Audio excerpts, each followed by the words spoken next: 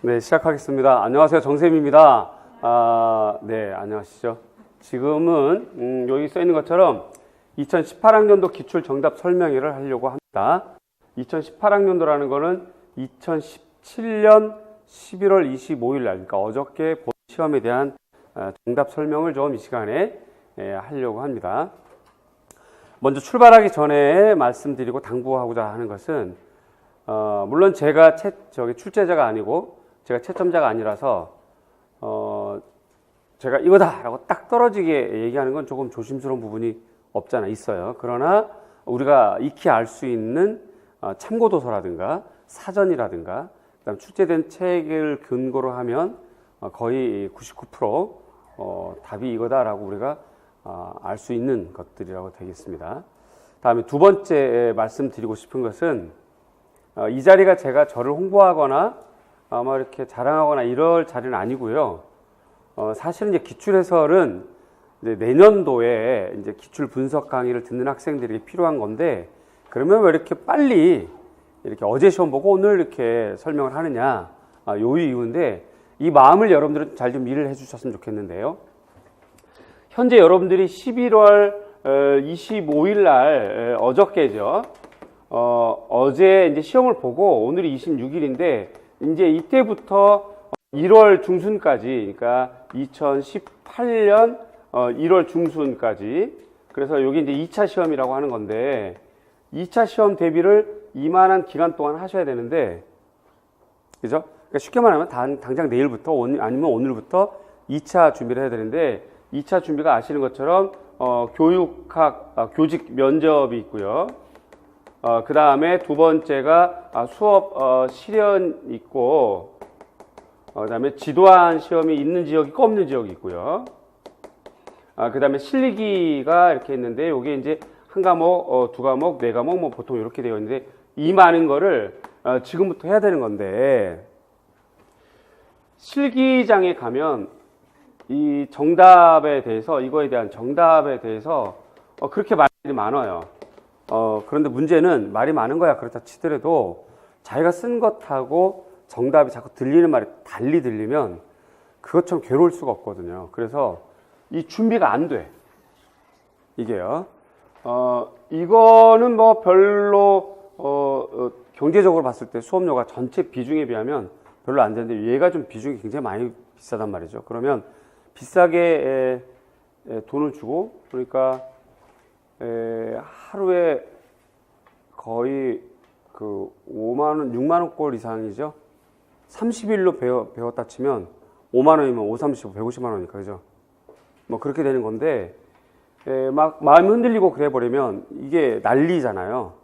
그리고 자기 손해가 되고, 그런 것들이 너무 불합리한 부분이 많아서 그냥 마음 편하게 준비하시라 하는 측면에서 오늘 이렇게 설명을 하는 거지, 특별히 이걸 논란을 제가 만들고 싶거나 아니면 이렇게 홍보를 하거나 이렇게 하려고 하는 건 아닙니다. 다시 말씀드리면 그냥 차분하게 2차 준비를 하시라는 뜻이에요. 그 다음에 세 번째 당부인데, 이거는 뭐냐면 우리가 좀 정답을 이렇게 듣게 되는데, 그래서 여러분들 각자가 하는 것을 가채점이라고 그래요. 자기가 하는 가채점이 되는 거죠. 자, 이거 가지고 나 안 됐다 됐다 이렇게 섣부른 판단은 안 했으면 좋겠습니다. 예를 들어서 어려운 문제가 있어요. A형이 어려웠거나 A형 중에서 몇 번 문항이 어려웠으면, 그래서 자기가 못 썼으면 그것 때문에 자기가 망한 게 아니고 남들도 못 쓸 수가 있었잖아요. 그렇기 때문에 가채점에 대한 자기 느낌을 가지고 난 이번에 됐어 안 됐어 라는 섣부른 판단하는 건 자기 손해입니다. 정말 엄청난 실수예요. 자기한테 범하는 실수입니다. 그러니까 그렇게 하지 마시고, 혹은 예를 들어서 A형의 어떤 문항을 자기가 못 썼어요. 못 썼어. 그러나 어떤 문항은 자기는 정답을 잘 썼단 말이죠. 근데 문제는 이 정답을 잘 쓴 이 문항에 대해서 지금 가라고 하는 학생은 정답을 썼는데 나라고 하는 학생은 이거 정답을 못 쓸 수가 있잖아요. 이거 상대적인 거란 얘기지, 내 얘기는.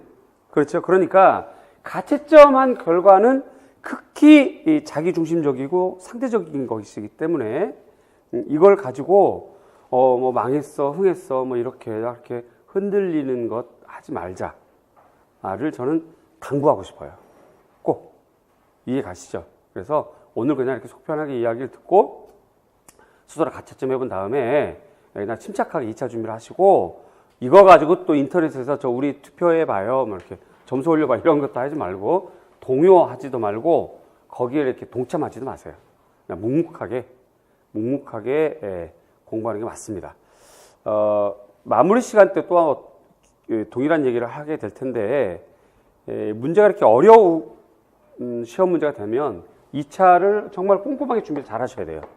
교직 면접을 정말 철저하게 잘하고, 수업 실현 준비 역시 마찬가지, 실기 준비도 아주 꼼꼼하게 천천히 잘해서 아주 그 디테일한 점수까지 좀 확보를 해야 나중에 안정적인 자세가 됩니다. 그러니까 이 부분을 잊지 마시고, 첫 번째, 가채점 하고서 점수가 좋다 나쁘다로 실망, 섣부른 판단하지 말 것. 그죠? 자기는 틀렸지만 남들은 맞았고, 남들은 틀렸지만 자기가 맞을 수 있으니까 그래야 된다는 것. 그렇게 꼭 좀 알아주시면 좋겠습니다.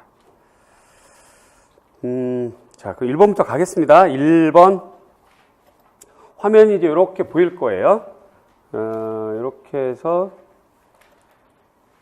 1번이 미교령, 그 다음에 시각문화와 던컴이라는 학자와 관련되어 있고, 요거를 우리가 이제 공부를 했던 부분인데, 이렇게 화면에 이렇게 나오는 거는 우리가 문제풀이라든가 수업 시간에 했던 것입니다. 요게.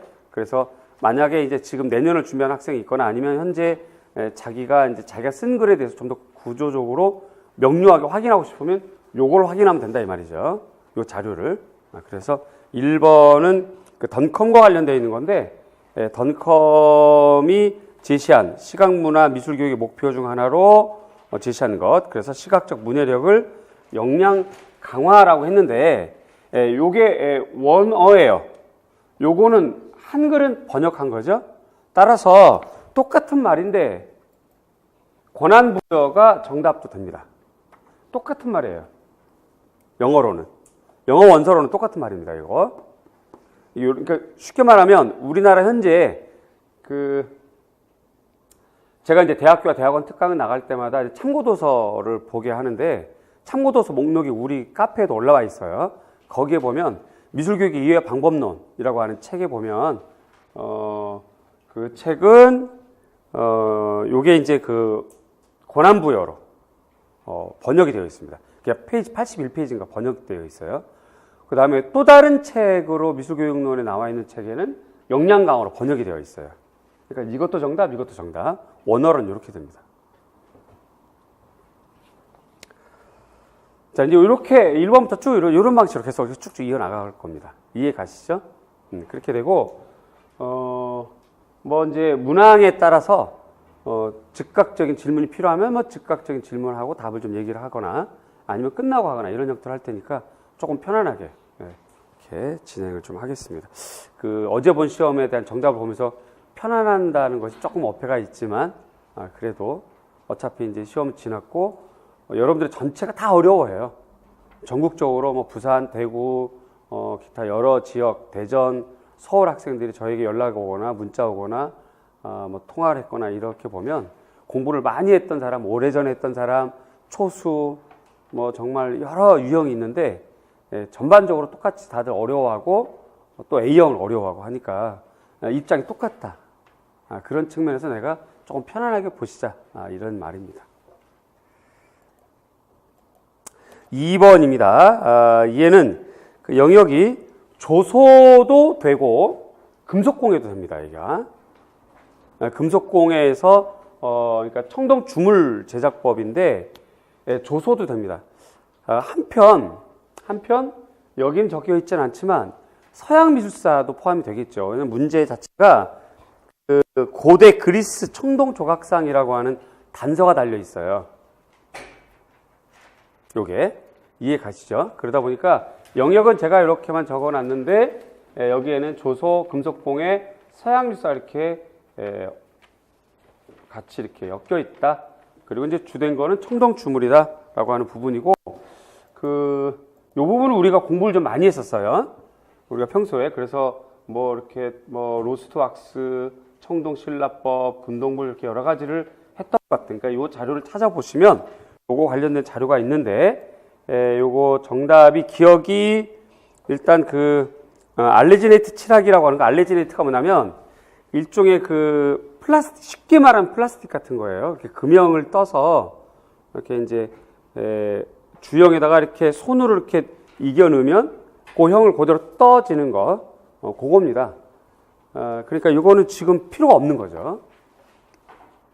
그 다음에 니은번에서 청동 조각상의 순서가 어떻게 되냐면, 이제 일반적인 순서는 7번, 9번, 1번, 6번, 4번, 8번, 5번이고 3번은 거기 작성되어 있죠, 문제에. 요건 작성하시면 안 되는 거예요. 요거는 이미 작성되어 있기 때문에. 자, 그래서 이건 일반적인 순서입니다. 이건 일반적인 순서예요. 왜 자꾸 일반적인 얘기를 하냐면, 제가 문제가 좀 있어요. 오류가 좀 있습니다. 요 문제가. 그래서 7번 일단 신봉을 만들어, 거기다 또 신봉이란 말을 넣어버렸단 말이에요. 신봉을 만들어, 그 다음에 점토로 형태를 만들고, 그 다음에 점토 위에다가 밀랍 두껍게 바르고 조각하기로 되어 있죠. 그 다음에 6번 거푸집을 만들어요. 쉬운 말로 겉을 만드는 거죠. 겉을. 그 다음에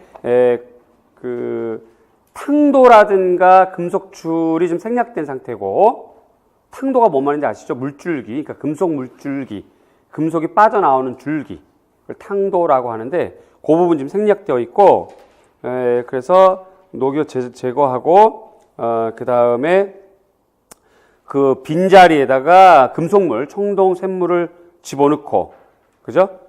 그 다음에 이제 굳으면, 식으면 거푸집 제거하고, 그렇게 되는 거죠. 그 다음에 이제 탕도 제거, 표면 연마, 그 다음에 착색 및 도금 처리하고, 마지막 표면 정리해서 완성, 이렇게 되는 거죠.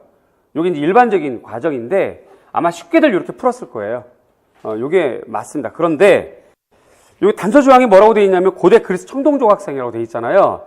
고대 그리스는 이 방법을 이렇게 안 했어요. 고대 그리스는. 그러니까 다시 말하지만 우리가 지금 현재 이 상태는, 자, 심지를 만들어, 그 다음에 흙을 만들어요. 그 다음에 밀랍을 씌워요. 그래서 안에부터 밖으로 계속 작업을 해왔죠. 밀랍 작업하고 밀랍 조각하고, 그 다음에 겉을 만들고, 그죠? 그 다음에 굳으면 빼내서 녹여서 빼내고 빈자리에 집어넣는 거. 요게 이제 일반적인 과정인데 고대 그리스는 이렇게 작업을 안 했어요. 거꾸로 작업을 했습니다. 거꾸로. 그래서 제가 이제 여기다 이렇게 빨간 걸로 했는데요. 원래 고대 그리스라고 한 단서가 달리면 순서가 이렇게 바뀌어야 돼요. 순서가 어떻게 되는 거냐면, 일단 간단하게 말씀드리면 흙을 만들어요. 흙을. 자, 이때 신봉 넣지 않습니다. 다시요. 설명 다시 합니다. 헷갈릴까봐. 우리가 일반적으로 찰흙 소졸할 때 열십자로 하고 녹금 묶음 이렇게 신봉 같은 걸 하잖아요. 근데 그건 일반적인 지금 현대 기법이고, 고대 그릇은 그렇게 하지 않고 일단 흙으로 모델 작업을 해요. 여기엔 신봉이 없습니다. 모델 작업을 해요. 그 다음에 석고틀로 겉을 먼저 씌워요. 물론 부분해서 겉을 먼저 씌워. 그 다음에 겉을 빼죠. 그 다음에 원래 있던 모델은 없애버리는 거예요. 그 다음에 이제 조각조각 난 겉을 있죠. 겉을 퍼즐을 맞춰서 반틈 정도로 이렇게 맞춰놔요. 자, 여기까지 과정 기억되죠? 그 다음에 고기 안에 지금 주물이 음각으로 파져 있죠.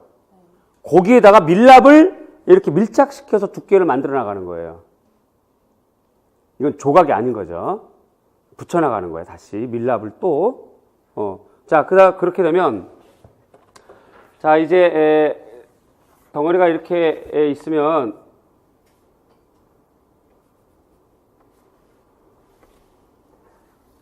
지금 요렇게 여기 안에가 이제 이렇게 비어 있는 거죠. 지금 여기 겉에 석고 틀이고요. 모델은 제거했고, 그럼 요 안쪽에다가 요 안쪽에다 밀랍을 이렇게 두께를 발라서 이렇게 이겨 넣어가면서 밀랍 작업을 하는 거예요. 여기까지 이해가죠?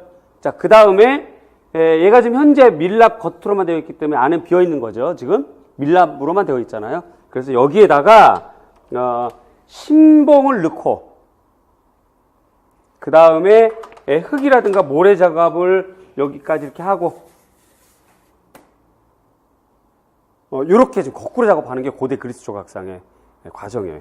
요게 지금 그 화면이 혹시 되어 있나요? 밑에?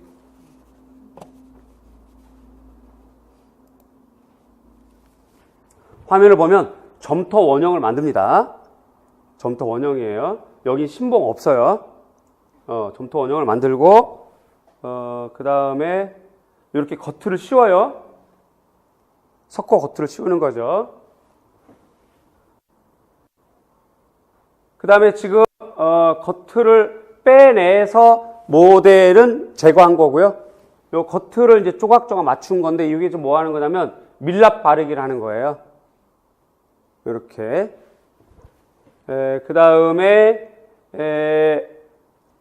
밀랍 바르기를 지금 하면 여기 좀 자세히 보면 노란 줄이 밀랍이고 여기에다가 이제 비어 있는 데다가 신봉을 넣고 흙을 메우는 거예요 지금.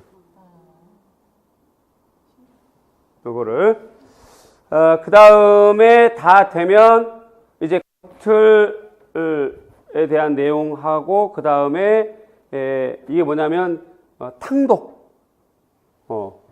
작업하고 요거는 지금 우리 문제 번호 없는 거고요. 요 과정이. 그래서 주형을 하는 것이다 이 말이죠 지금. 그렇게 되고 소성을 해서 그 다음에 그 자리에 주조물을 넣는 거예요 지금 이렇게. 그 다음에 요거를 번호에 없는 거 시험 문제 번호 없는데 이거 이제 탕도라든가 주형 틀 제거 그 다음에 마무리 요렇게 되는 겁니다. 요게 문헌에 그대로 나와 있어요. 자, 이렇게 되면 다시 말씀드리면 제가 이제 출발할 때 말씀드렸잖아요. 지금 이건 홍보도 아니고 무슨 논란의 거리를 만들고자 하는 것도 아니고 여러분들 이제 2차 준비할 때 마음을 좀 편안하게 하고자 이렇게 설명하는 시간일 뿐이다라고 했으니까 내 말 좀 담백하게 받아주시고 이게 맞다 저게 맞다 자꾸 시비 걸지 말았으면 좋겠고 이 영상 듣는 쪽에서는 그렇게 되고 전 정확하게 좀 자료를 제시해 드렸죠. 여기 이제 문헌까지 나와 있는 건데 자 이런 측면이라면 이것도 정답이 된다 이 말이지 내 말은. 그러나 아마도 여러분들 대다수가 이렇게 썼을 거예요. 그래서 요 문제는 고대 그리스 청동 조각상이라고 하는 단서로는 요게 맞는데 1번 박스에 보면 점토 형태 위에 밀랍 두께 바르고 조각하기로 되어 있잖아요. 이건 조각이 아니거든. 우리가 봤던 과정은. 여기서 이제 문제가 엉킨 거야. 이 오류라고, 글쎄 내가 이 말을 뭐 문제를 가지고 또 평가해서 이거 보면 또 그런데 뭐 건방지게 오류니 뭐니 네가 뭔데 이런 얘기 하면 할 말 없고요. 우리가 그냥 단순히 우리끼리 하자면 문제가 좀 애매하게 된 거예요 지금. 이건 조각이 아니거든요. 우리가 밀랍 아까 껴 넣는 것은 조각이 아니라 소도 작업이잖아요. 그렇게 되고 7번의 임시 그 틀 신봉이라고 하는 부분이 바로 1번과 7번의 박스 항목 때문에 그 다음에 문제 첫 번째 고대 그리스 청동 조각이라고 하는 조건 때문에 이 문제는 답이 두 가지가 될 수 있다는 얘기지. 하지만 요거 쓴 사람은 거의 없을 거고 그래서 난 이걸로 이렇게 일반적으로 이해하시면 되지 않을까 싶어요. 이해하죠? 네, 고맙습니다. 그래서 슬라이드 현재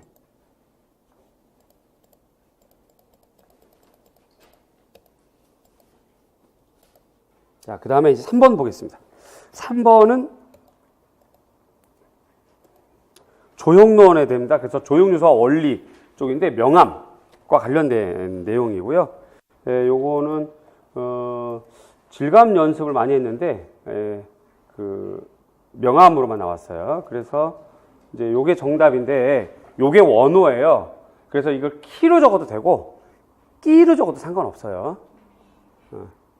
그런 건 상관없습니다. 원어로 이렇게 쓰시면 깔끔한데 이걸 뭐 어떻게 우리가 그렇죠? 그래서 사전에는 키로 나왔는데 이렇게 외국 스파게티 좋아하는 사람들한테 물어보면 보통 끼 이렇게 다 발음을 하고 그러거든요. 그러니까 끼로 적어도 상관없습니다. 다음 이렇게 속도 이렇게 빨리 가도 되겠죠?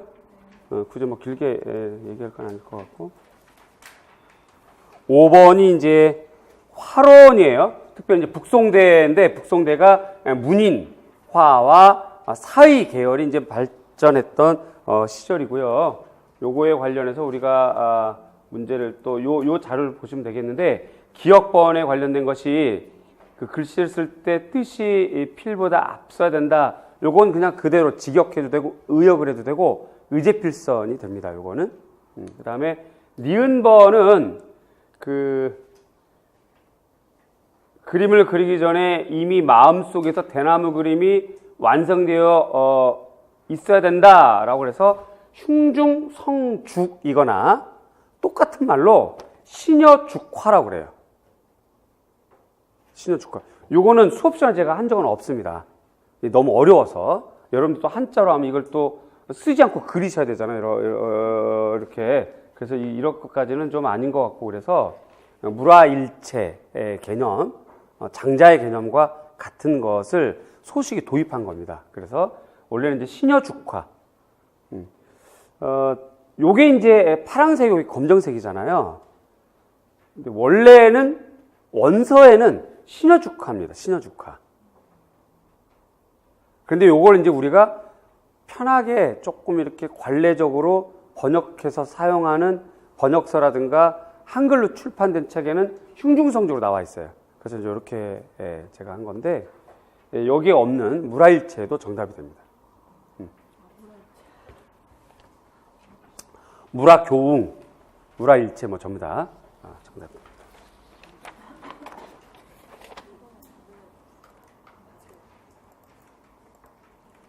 그 다음에 요게 이제 그 서양미술사 르네상스 시절 15, 16세기에 걸쳐 있는 것을 이제 물어본 건데 정답이 지금 요거죠. 피구라 세르펜티나타. 요것을 언제 제가 가르쳤었냐면 선택형 시절에 가르쳤었어요. 그리고 다시 검색을 해보니까 서술형 14학년도 서술형 시절에 우리 카페에 13년 7월 17일 자료에 올라와 있더라고요. 요거 이렇게 카페 검색을 해보니까 우리 미술 카페에 그렇게 되고 그 2016년 작년에 이렇게 설명도 했었던 부분이라서 작년 자료 갖고 있는 분들은 요거 앞에 세 글자는 기억이 나는데 요 뒤에 게 이렇게 막 헷갈리거나 좀 있을 것 같아요. 요 부분이. 근데 이것도 역시 한글을 이렇게 원서로 이렇게 번역한 거라 뭐 꼭 세르펜티나타 이렇게 아니어도 여기서 약간 좀 틀리게 쓴 거에 대해서 너무 이렇게 긴장하지 않아도 되지 않을까 싶고 어디를 봐도 없는 용어죠. 용어 사전에도 없고 그러니까 이제 강론서를 봐야 되는데 이제부터 시험이 이제 이렇게 강론서를 봐야 되는 경향으로 좀 흘러가는 것 같아요. 이 부분은 이따 이제 끝날 때쯤에 다시 한번 자세히 말씀드리거나 아니면 나중에 12월 달에 이제 내년 출발하실 분들을 위해서 내년 커리를 설명하는 시간, 그때 이제 공부 방향에 대해서 이제 말씀드릴 때 이런 이야기가 거론이 되겠죠. 그래서 일반적인 책으로는 찾기 어려운 내용들이 될 거고, 문제는 요거 거의 다 못 썼어요. 내가 봤을 때는 거의 못 썼습니다. 그러면 요건 변별성이 있을까요? 없을까요? 없어요. 그러니까 자기가 못 썼다고 고민하는 건 지금 현재 뭐 하는 거야? 바보예요. 남들도 못 썼기 때문에 이건 그냥 문제 없으려니 그냥 이렇게 생각하면 돼. 나 못 썼어. 어려워. 나 그거 어떡하지? 하는 건 별 의미 없는 고민거리인 거지. 다 못 썼어. 다. 그럼 뭐 깨끗하게 그래. 우리 22문항이 아니라 21-1문항이야. 끝. 이렇게 얘기하면 되는 거예요. 문제는 이제 그 니은번인데, 니은번은 그 문제에 1583년도 나와 있잖아요. 그러니까 이제 16세기가 되는 거라서 매너리즘을 적는 것이 타당합니다. 사실은 여기가 피그라 세르펜티나타를 물어보면 안 되는 거고, 물론 이것도 조심스러우네. 뭐 출제하는 사람 마음이니까. 근데 이제 사실 이 기법이 어떻게 나온 거냐면, 그 로댕 이전에, 로댕이라고 하는 작가 이전에 신고전, 낭만, 조각, 거기까지가 르네상스 시절부터 그 모든 조각들이 대체로 우리가 조각하면 회화하고 다르게 회화는 평면 작업이고, 그래서 정면에서만 봐야 되는 감상의 입장이고, 조각은 사실은 3면에서 보게 되잖아요. 좌대 위에서. 이러다 보니까 정면에서 봤을 때 좌측면, 우측면에서 봤을 때, 뒷면에서 봤을 때를 고려해서 근대 이전 조각가들은 이렇게 그 대상물을 처럼 어떤 대상은 등을 보이게 하고 어떤 대상은 측면 보이게 하고 이렇게 했던 거였거든요. 근데 이러한 것을 로댕은 이제 파기하게 되는 거죠. 거기에 초점이 있는 거지. 그래서 요 기법이 뭐기에는 조금 문제가 좀 화나는 문제예요. 솔직하게 우리 솔직하게 얘기하자. 뭐 다 까고 말이야. 좀 화나는 문제지, 그렇죠? 그런 것 같아요. 근데 그러나 저는 어떤 여러분들 이걸 제일 실망해하니까 괜찮을 것 같아요. 실망할 필요 없고 다 못 썼으니까. 그러니까 그렇게 알아주시면 되겠고, 다음 6번 문제가 되겠는데요. 얘가 이제 중국 미술사입니다. 의외로 지금 중국 미술사가 좀 많이 나왔어요. 이따가 이제 전반적으로 총 내용을 좀 얘기를 할 텐데, 요번 영역에서 빠진 영역이 좀 있죠. 그쵸? 원래 늘 나오던 영역이 안 나온 영역. 서해 안 보이는 것 같은데? 그쵸? 서해가 좀 안 보이고, 평소 디자인이 한 3문제 나왔었거든요. 그런데 디자인이 2문제, 많이 아니라 2문제 나왔으니까 1문제, 영역이 하나가 좀 빠지고, 오히려 중국사가 좀 더 들어가고, 그죠? 그 다음에 이제 2014, 15, 16, 17을 가면서 점차 서양 미술사 개수가 빠졌다가, 요번에 좀 더 추가됐는데 하필 옛날 걸로다가, 고대 이렇게, 중세, 고대 그쪽으로 그렇게 좀 몰린 것 같아요, 경향이. 그 얘기는 2가지 측면입니다. 그 의도적으로 그렇게 몰았거나 아니면 노량진 문제 피해 가려고 문제를 만들었다가 파기하고 급하게 만든 거죠. 그러니까 이제 노량진 문제 피해 가려니까 그쪽으로 되지 않나 싶어요. 네. 뭐 미술과뿐만 아니라 모든 과목들이 다 전공은 좀 어려웠다고 해요. 올해 교육학은 너무 쉽다고 그랬고, 그게 이제 전체적으로 노량진 문제들 다 피하려고 많이 다 그런 것 같아요. 네.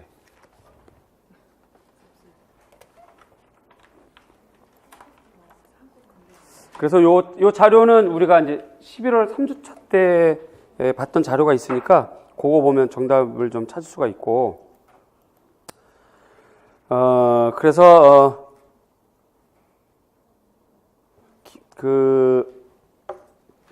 화파는 양주 8개라고 적으시면 됩니다. 양주 8개.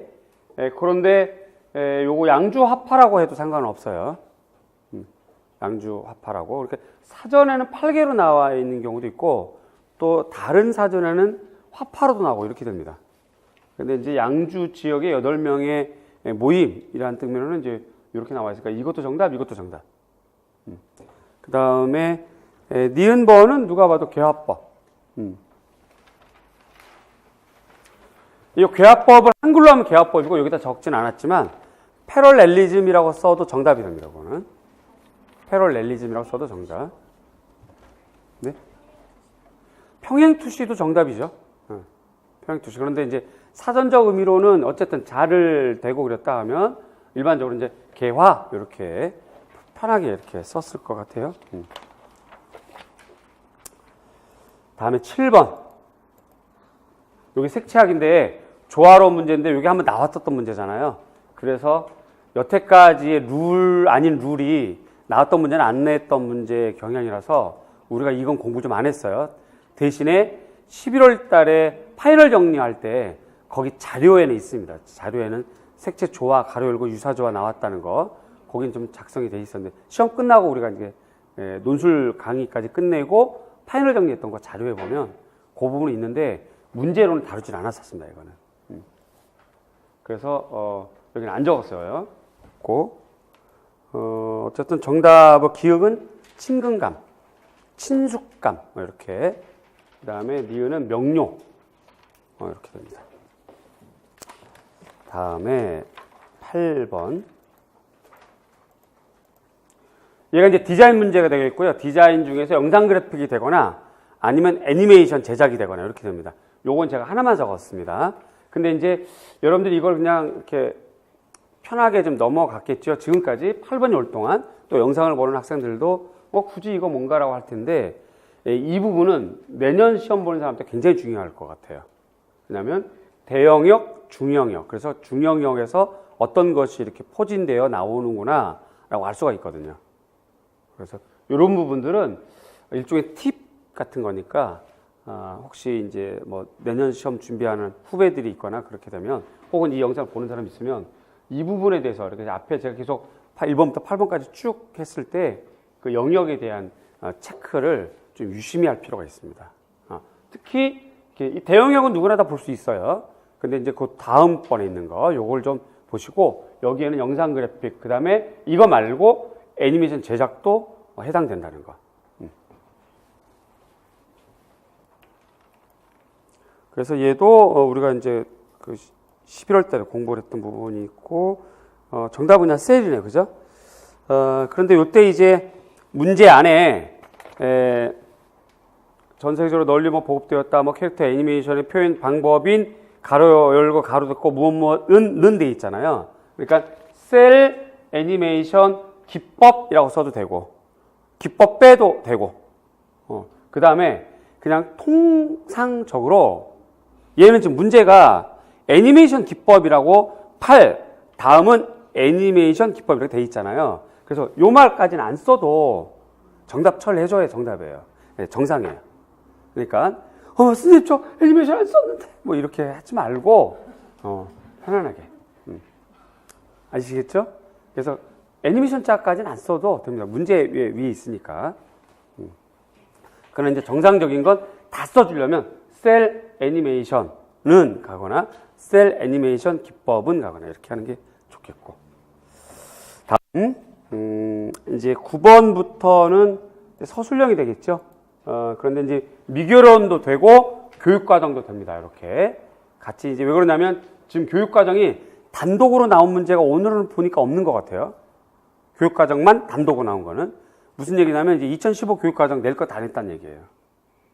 그러니까 이제 자꾸 이렇게 조합하거나 응용하는 문제가 앞으로도 계속 나올 것 같다는 생각이 들고 윌슨이라고 하는 학자 그 다음에 중학교의 표현 성취 기준 요거 나왔었는데 또 나온 것 같아요. 그죠? 영역으로만 따지면 어쨌든 뭐 이렇게 많이 건드려 봤던 부분이라 조금 다행스럽긴 한데 어머 왜 이러니? 네 이렇게 되죠. 기억은 소재 그 다음에 니은이 지각 이렇게 됩니다. 그래서 그 문항의 메뉴에 보면 윌슨 평가 항목에 보면 평가해야 할 내용에 1번 매체 도구 과정 기술 2번 시각적 구조 3번 소재 4번 미술 형식 그 다음에 5번 문화적 맥락 6번 미술 이론과 비평이 있고 행동에는 지각, 지식, 이해, 분석, 평가, 감상, 제작 이렇게 되어 있잖아요. 요거에서 이제 골라내는 건데 기억은 소재, 니은은 지각 이렇게 됩니다. 요게 이제 여러분들이 헷갈릴 것 같아서 요 밑에 설명을 제가 좀 적어 드렸어요.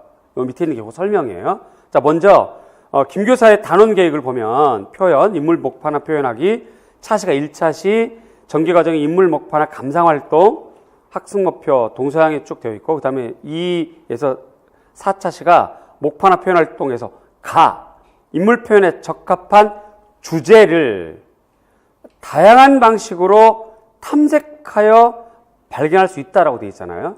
이 부분이 이제 힌트가 되는데 지각은 다양한 방식으로 보는 걸 말해요. 그 다음에 지식은 기억, 회상, 인식, 언어적인 행동, 이해는 번역, 해석, 분석은 요소들의 관련성과 전체와 부분들 간의 관계, 그 다음 평가, 비편적 판단, 그 다음에 비평이겠죠. 감상, 이건 오타입니다. 그 다음에 작품의 가치평가, 작품의 형식적 요소와 소재가 어울려지는 것. 요거는 누구 얘기냐면 이 문제를 냈던 윌슨의 주장이에요. 그러니까 지금 이렇게 되어 있는 거 이렇게 된 것에 대한 교육 목표 분류학하고는 조금 달라요. 블룸의 교육 목표 분류학은 조금 달라요. 요거는 윌슨 거라 이 말이지. 그래서 윌슨은 지각을 이렇게 본 거예요. 따라서 다양한 방식으로 보는 거, 주제를 다양한 방식으로 탐색하여 발견할 수 있다라고 되어 있기 때문에 니은에서 행동은 지각이 됩니다. 오케이. 그렇게 되고 이제 성취 규정, 요 빨간색은 문제가 아니죠. 요걸 기준으로 학습 목표를 쓰게 되어 있는 거라서 성취 규정이 주제의 특징과 표현 의도에 적합한 조형 요소와 원리를 탐색하여 효과적으로 표현할 수 있다로 되어 있는 거고, 요거를 그냥 쉽게 이 주제로 바꾸면 인물 목판의 특징과 표현 의도에 적합한 조형 요소와 원리를 탐색하여 효과적으로 표현할 수 있다로 이렇게 제시하면 되겠고요. 요 문장을 이제 오늘 우리가 이제 2시간, 1시간 있다가 개강하게 되는 2차 대비반 OT 때 사용하는 그 2차 대비반 수업 실험과 지도안에서는 이렇게 문장을 작성하면 안 됩니다.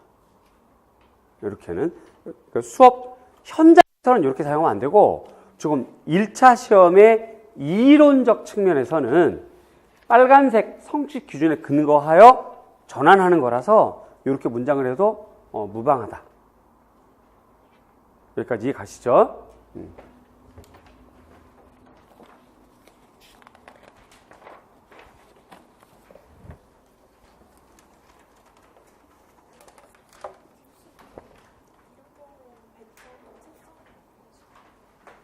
네?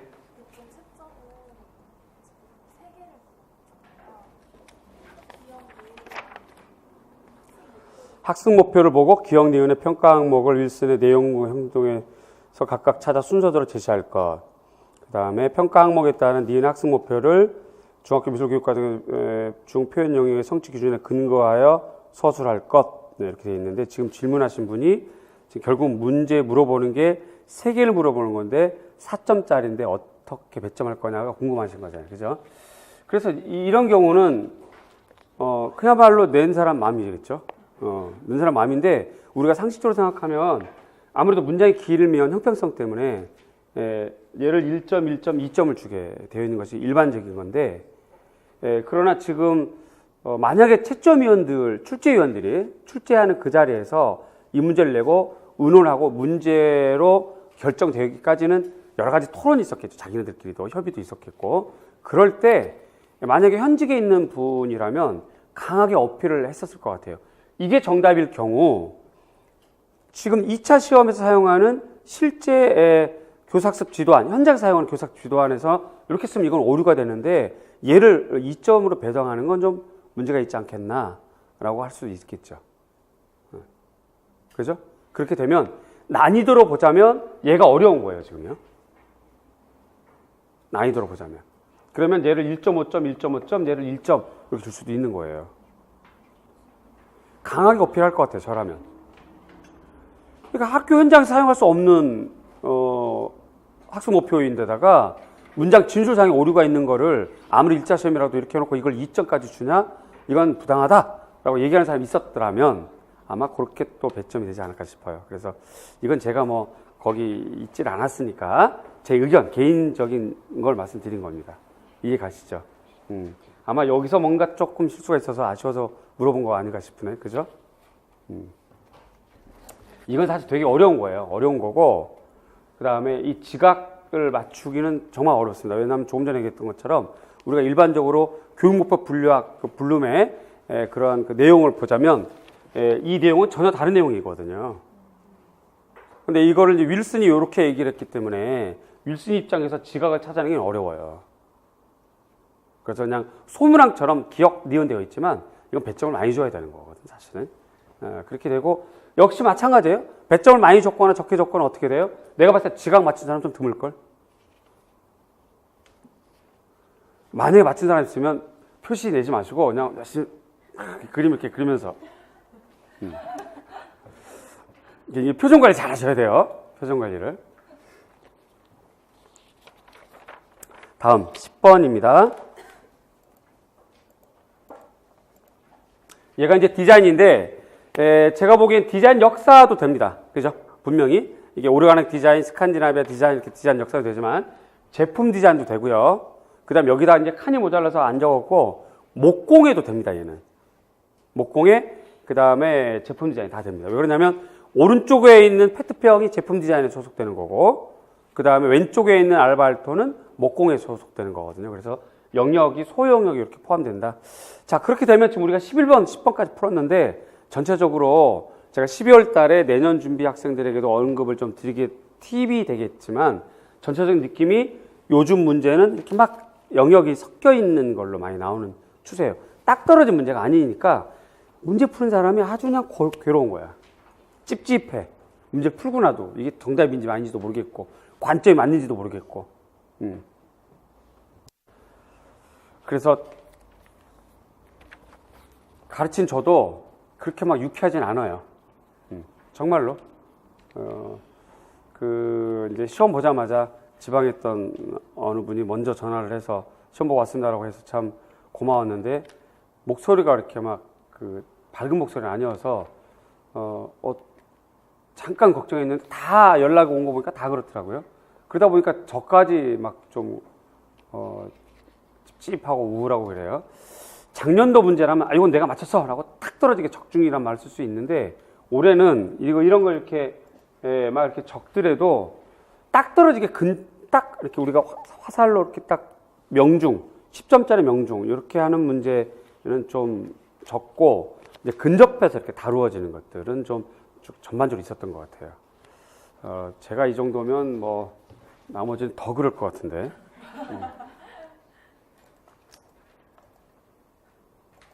자, 그래서, 이렇게 보면, 가의 소재는 나무라고 하시면 됩니다. 나무. 뭐 자작나무니 뭐 이런 거 안 써줘도 돼요. 나무고요. 소재 문제가 뭐냐면 소재와 유기적 형태 비교 서술하라고 되어 있죠. 비교 서술하라고 되어 있어요. 그래서 소재는 나무다. 나무는 가볍고 강하고 가공이 쉽고 무늬가 아름답고 감촉이 좋고 열과 전기를 잘 전도하지 않는다. 이렇게 길게 쓸 필요는 없고 이 중에서 하나만 쓰셔도 된다는 거지.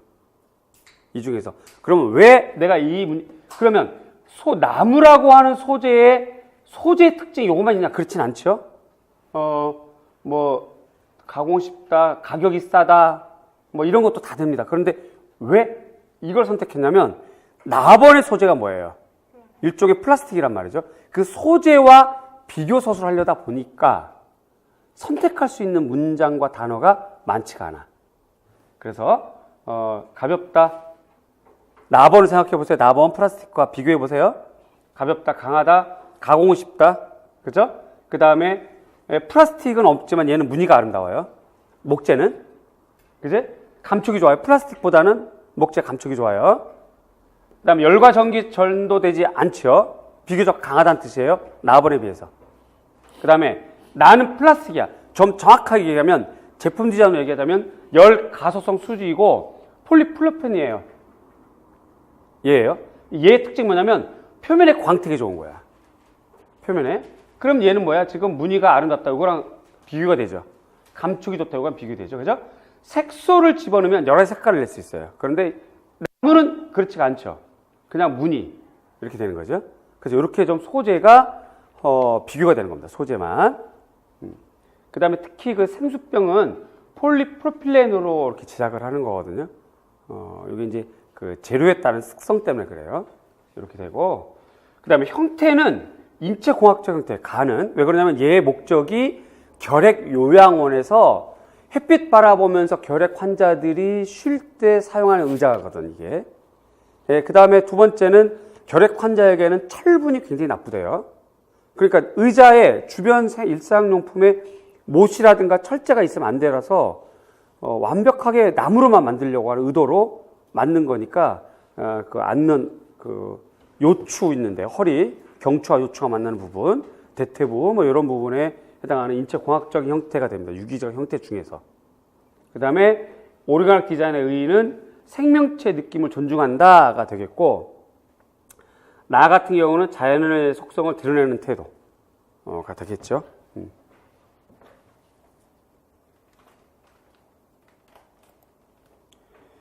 그 작가가 그러브 작가가 요게 우리가 좀 여러 번 우리 교과서나 기본서에 있는 비판이에요. 그래서 기본적으로 중요한 작가는 좀 공부를 해야 된다 하는 느낌이 들어서 참고하라고 이렇게 좀 제가 요거 올렸고요. 특히 이제 부드럽게 흐르는 듯한 일체형의 유기적 형태로 보자면, 그러니까 조금 전에 알바알토는 인체 공학적 설계에 의한 형태, 얘는 자연을 기초로 한 유기적 형태, 이렇게 되겠지요. 11번입니다. 얘는 이제 전통회화, 민화 상징과 관련되어 있는 거고,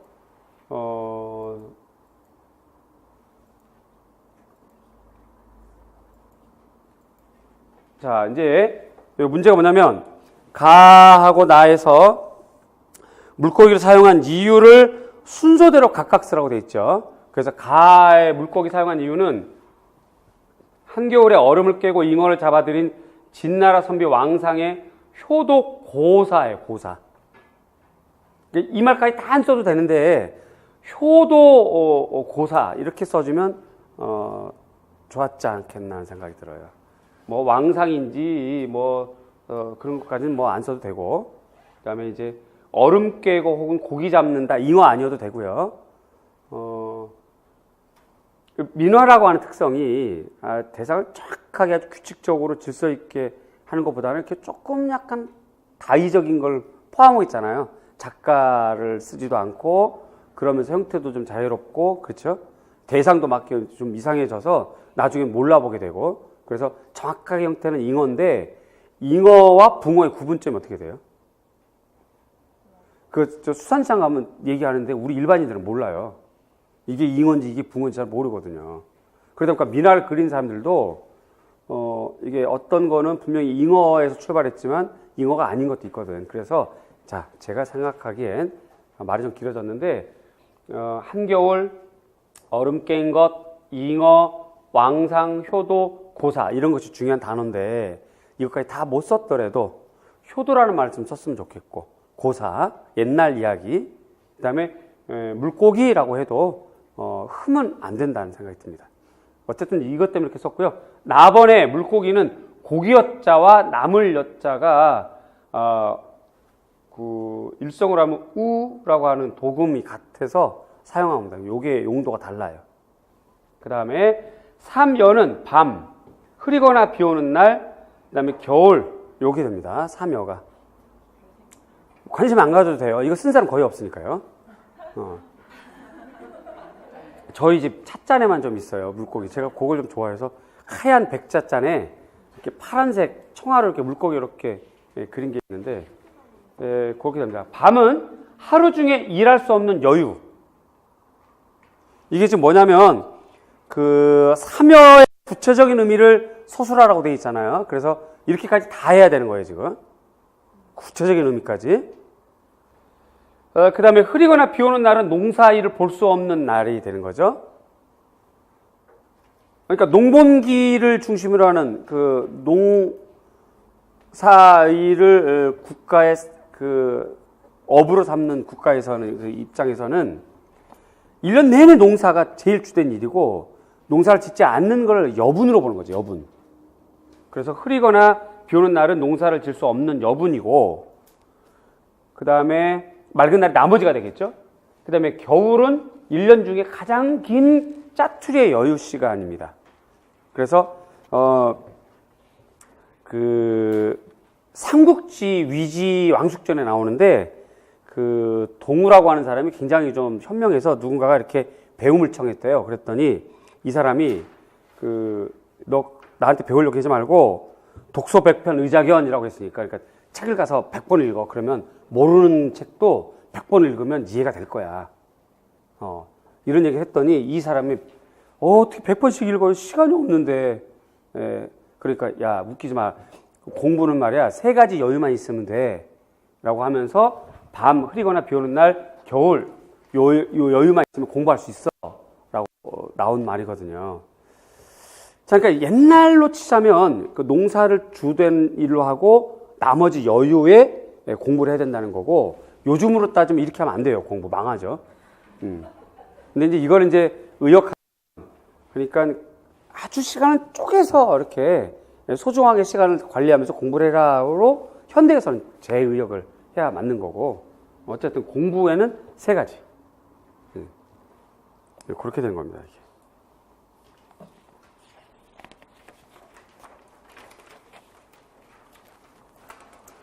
그 다음에 12번이 좀,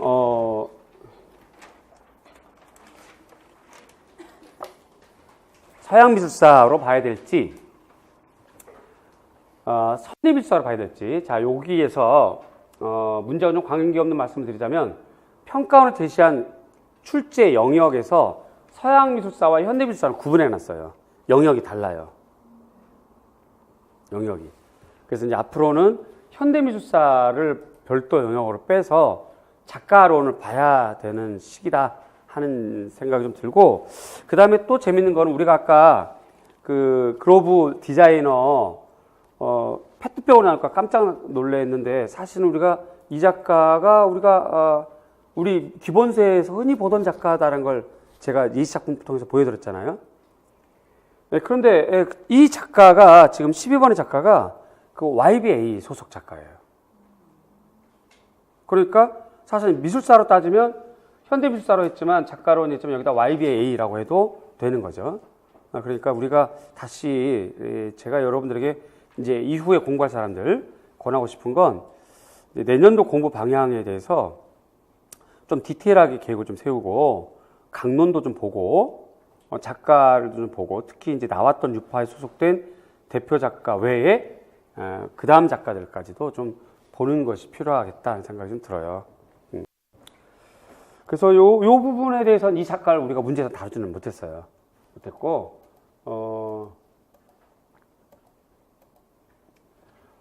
석고롭, 그러니까 예를 들어서 지금 우리가 교실이 이렇게 있으면 여기다가 전체를 다 그냥 석고로 매립을 해버리는 거야. 그리고서는 겉에를 부셔버리는 거죠. 그러면 이제 그 안에 모형이 석고로 이제 남는 거잖아요. 근데 문짝도 있고 창문도 있고 그럴 텐데, 자, 문짝과 창문은 보이지만 안으로 들어갈 수 있어요, 없어요? 없어요. 그냥 꽉 찬 덩어리야, 그냥. 지금 얘를 물 쏟아버리고 석고를 집어넣은 거야, 지금. 꽉 찬 덩어리가 되는 거죠. 그 다음에 오른쪽 도판이 뭐냐면, 밑에 벽돌 같이 되어 있는 거 있잖아요. 밑에 있는 벽돌 아래 칸, 기단부, 그 다음에 두 번째 칸 있죠, 그죠? 얘를 똑같이 떠내가지고 그 위에다 들여 엎어놓은 거예요. 모양을 이렇게 엎어놓은 거야. 그죠? 자, 그러면 지금 밑에 있는 그 모니먼트라고 하는 얘는 좌대 기념비에 같은 거잖아요. 영구 보존하려고 만드는 거. 기념하려고 잊지 말자 이런 거죠. 요거를 투명한 걸로 꽉 채워서 뒤로 엎어놓고 올려놔 버렸어요. 반항하는 거죠. 일종의. 그러고 보니까 YBA 비슷하지, 느낌이? 그렇게 되는 건데. 자, 그래서 일단 가는 석고로 떠는 주조 방법이고, 공간은 닫힌 공간. 아무 꽉 차 있어, 그냥. 꽉 찬 공간이고, 사용이 불가능한 공간입니다. 이 건물 뭐 이런 건데, 사용할 수가 없어요. 이 기념비도 사용할 수가 없죠. 꺾고 엎어버렸으니까. 자, 주제는 첫째, 극히 일상적이고 원형적인 삶의 오브제. 둘째, 기억, 건축과 모험, 사적이고 공적인 영역의 관계에 대한 문제. 기념비의 속성은 어떤 뜻깊은 일이나 훌륭한 인물들을 오래도록 잊지 아니하고 마음에 간직하기 위해 세운 비잖아요. 일종의 영구적인 속성이 있는 거거든요. 그런데 인간의 존재와 부재에 대한 기호로서 인간의 유한성과 죽음을 은유하는 것이 바로 이 입장입니다. 뭐 주목받고 유명하고 재미있는 작가라고 하긴 했는데, 이렇게 이제 작년에 페미니즘이 나오고, 그러면서부터 이렇게 작가론에 대한 것이 좀 자꾸 이제 나오게 되니까 내년부터는 이제 그런 걸 염두에 두고 수업도 하고 저도 또 공부도 이렇게 그래야 하지 않겠나 하는 생각이 들어요. 다음 13 3번이 한국미술사고 전통건축인데 건축은 모의고사 때 풀어봤던 부분이 좀 있고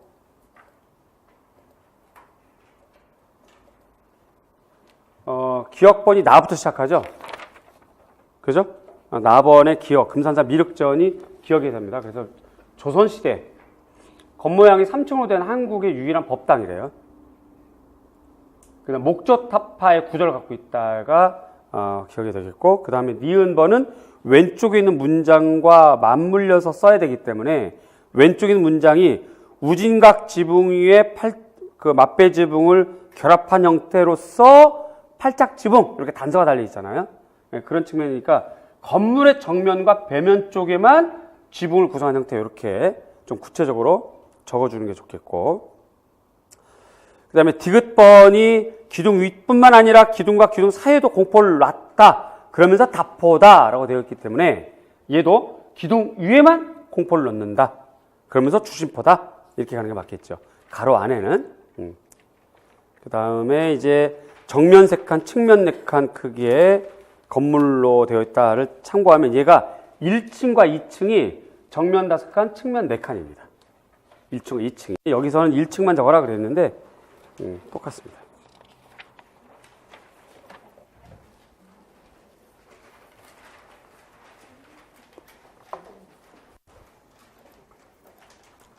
(14번은) 서양미술사죠. 후기 고딕이 됩니다. 그래서 이제 그동안 우리가 서양미술사에서는 중세로 툭 끊어서 비잔틴, 로마네스크, 고딕 이렇게 했는데 앞으로는 그걸 좀 더 구체적으로 쪼개야 될 것 같아요. 그래서 이제 전기 고딕, 후기 고딕 이렇게 이어져 나가는 형태로 나누어야 될 것 같고,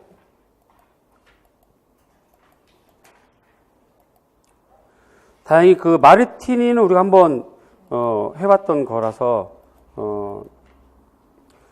공통된 제목은 수태고지, 나번의 백합은 성호말의 순결로 되어 있거나, 자 천여성은 그 다른 책에는 천여성으로 되어 있어요.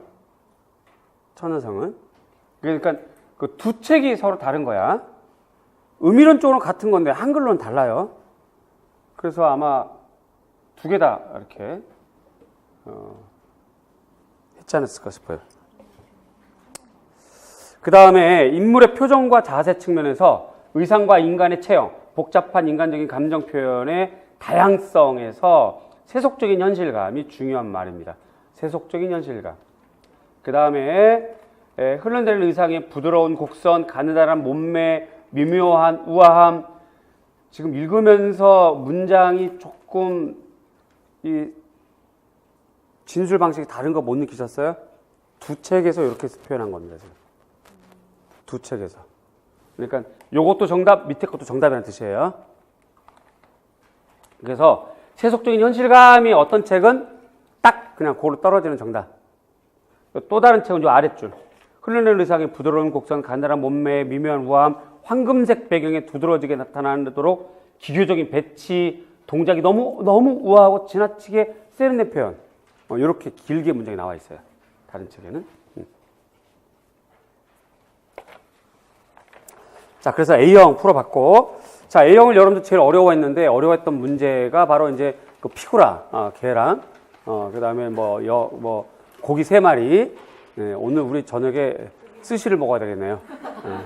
자, 얘네들인데, 자, 여러분들이 상심하는 것만큼 어렵긴 했지만, 여러분 각자만 못 쓴 게 아니라 남들도 못 썼겠다. 그 다음에 들여다보니까 의외로 윌슨 것도 좀 어려웠고, 근데 역시 어려워하는 것들은 뭐 어쨌다는 거예요. 지금 남들도 다 모르고 못 썼으니까 여러분들 상심하면서 막 이렇게 2차 실기학원 어떻게 되나 걱정 이런 거 하지 말고 침착하게 실기 당당하게 하시고, 그 다음에 실기학원에서 제발 답이거나 저거에 떠들지 말고 너가 알아서 판단해라 이렇게 당당하게 하시고, 그거 굉장히 스트레스예요. 실기학원에서 자리싸움 하는 거, 그 다음에 정답이 어쩌다는 등 어쩌다는 등 그런 거, 또 이제 제일 만만한 그 이론 선생님들, 이론 강사들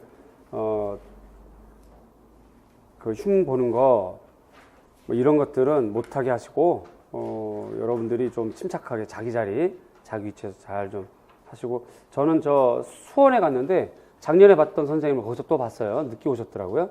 뭐 선생님이요. 근데 작년에는 굉장히 좀 뻘쭘하게 대하시던데, 올해는 작년에 봤다고 이렇게 좀 씩 웃기도 하시고, 그래서 서로 좀 편안하게 얘기했어요. 뭐 1년에 한 번 보지만 이렇게라도 보니까 서로 반갑다, 좋다, 뭐 이렇게 얘기도 하고, 서로 응원도 하고 그랬었는데, 예, 알고 보면, 모여보면 나쁜 사람들 없잖아요. 근데 그거를 자꾸 학생들이 자꾸 이렇게 파벌을 나누고, 이 사람 저렇게 막, 이렇게 좀 안 좋게 만들어가는 거는 좋지 않은 습관인 것 같아요. 많이 없어지긴 했는데, 실기하면서 또 그런 얘기 나올까봐 미리 당부를 드립니다. 침착하게 주변에 귀 닫고, 잘 하시고, 부산도 그렇고, 창원, 대구, 그다음에 서울, 노량진도 이제 조용해지겠죠. 자, B형 보겠습니다. B형은 요 번호 헷갈릴까봐 색깔 좀 달리 해줬어요. 요거 뭐 누가 봐도 파나죠, 그죠? 그리고 공파나인데 공파나가 스텐실, 그다음에 실크 스크린이 있는데 실크 스크린을 상업용으로 보자면 실크 스크린, 예술용 보자면 세리아프 이렇게 되어 있고요. 요걸 이렇게 그다지 구분하진 않았던 것 같아요. 그래서 얘는 이제 우리가 파나는 뭐 많이 다뤄봤던 부분이라서 다행이었는데 얘가 자, 건조는 그 건조 조건을 포함해서 수술하라고 되어 있지, 그죠? 건조 조건은 암실의 적색, 정확하게 말씀드리는 겁니다. 적색, 황색, 안정등 밑에서 작업하는 거예요. 근데 요거 쓴 사람 없을 거예요. 그냥 암실 뭐 이렇게 아마 했을 거야. 그래도 맞게 해야지. 그리고 이제 워낙 암실은 그 흑백 카메라에서 필름 작업할 때 이렇게 손 이렇게 집어넣고 이렇게 까만 이렇게 왜 혹시 아세요? 오토바이 타시는 분 겨울철에 추워가지고 이렇게 손 이렇게 싸고 다니는 것 같은 그런 거에다가 이렇게 거기서 이제 필름 작업 감고 풀고 하 다음에 이제 그 현상 인화 작업할 때 하는 거고, 얘는 적색이나 황색 안정등 밑에서 합니다. 중요한 건 더운 바람을 이용하셔야 되고, 그래서 더 중요한 거 완전 건조 이렇게 되는 건데, 아마 여러분들이 잘 쓴 사람이라면 암실 건조 이렇게 썼거나 암실 완전 건조 이렇게 썼거나 그러면 될 것 같아요. 그래서 긴 문장까지는 너무 염려하지 말고 핵심 뭐냐를 잡아야 돼요. 핵심이 뭐냐. 그 다음에 그 관광이 너무 빨리 씻겨 나가고 이미지 외의 부분까지 떨어져 나가서 당황스럽다. 그 왜 그러냐면 첫째, 감광역이 너무 두껍게 도포되면 그래요. 둘째, 노광 시간이 너무 짧아서 그런 겁니다.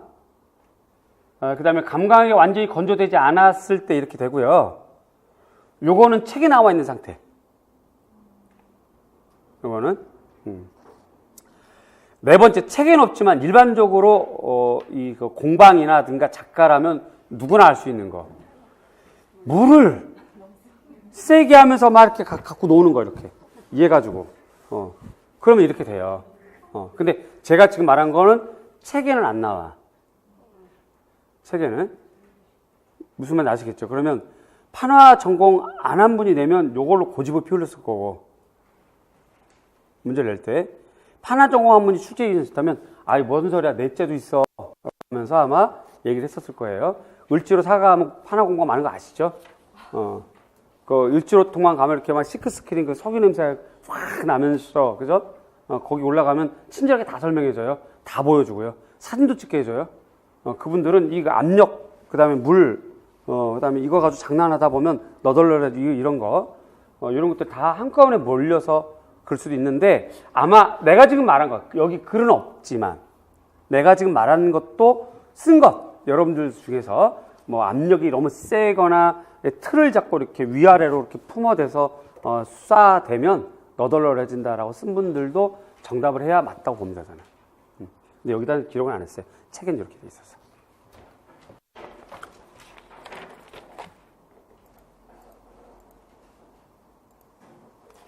서양 미술사입니다. 고대 조각이거나 현대 조각 두 개로 이제 되어 있는데, 대상이 일단 얘가 여기도 많이 풀어봤네요.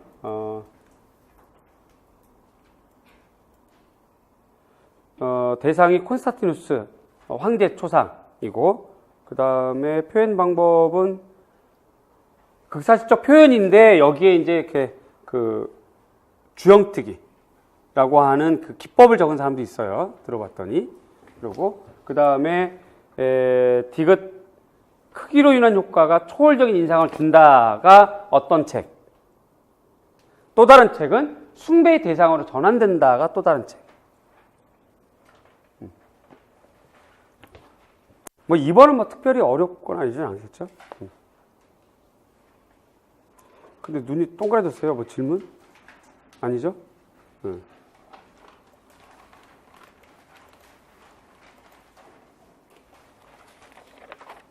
항공미술사. 이거 문제를 꼼꼼하게 읽어야지 안 읽고 대충 봐버리면 오해하게 생겼더라고요, 문제가요. 저도 처음에 그래서 이거 뭐 이렇게 하다가 가만히 봤더니 그 작성 방법에 작품에 사용된 재료 기법을 제시할 것. 재료 기법이에요. 재료와 기법도 아니고요. 그 다음에 해당 재료 기법이 고려시대에는 주로 뭘로 제작되는지 사용 서술할 것. 그 다음에 작품이 영향을 받은 한국의 화풍을 적는 거야. 중국 화풍 적는 게 아니고.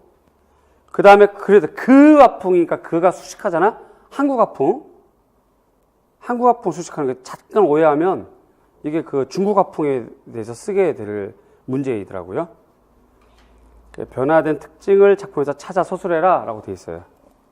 그래서 이것도 모고에서도 많이 나왔고, 그래서 이제 제 생각에는 내년에는 4월 모고랑 6월 모고뿐만 아니라 그렇게 문제를 많이 만들어도 끝에 되니까 막 아쉬워. 나 더 주고 싶고. 물론 이제 뭐 그 와중에서 이제 조금 여러 가지 이제 이야기거리가 있긴 했는데 너무 많아서 지겨워요, 힘들어요. 뭐 1번부터 풀다가 보니까 뭐 뒷문제 못 풀었어요. 뭐 이런 경우도 있고 그런 것도 있었는데 제 생각에는 그 주제별 핵심 정리를 이제 정규 수업 외에 따로 할 거거든요. 그럴 때 정규 문제를 미리 만들어 줘야 되겠어요.